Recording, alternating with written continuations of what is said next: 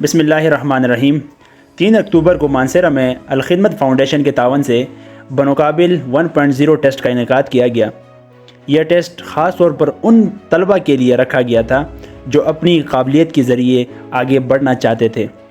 اللہ کا شکر ہے کہ توقع سے کہیں زیادہ طلبہ ٹیسٹ دینے کے لیے پہنچے، جس سے کچھ حد تک مس مینجمنٹ ضرور ہوئی، لیکن یہ اس بات کی نشانی ہے کہ ہمارے نوجوان پڑھنے، سیکھنے اور آگے بڑھنے کے لیے بے حد پرجوش ہیں۔ کچھ لوگ اس مثبت قدم کو تنقید کر رہے ہیں، لیکن ہم واضح کرنا چاہتے ہیں کہ کوئی سیاسی اجتماع نہیں تھا، بلکہ تعلیمی اور تربیتی اقدام تھا تاکہ نوجوان کو ان کے پاؤں پر کھڑا کیا جا سکے۔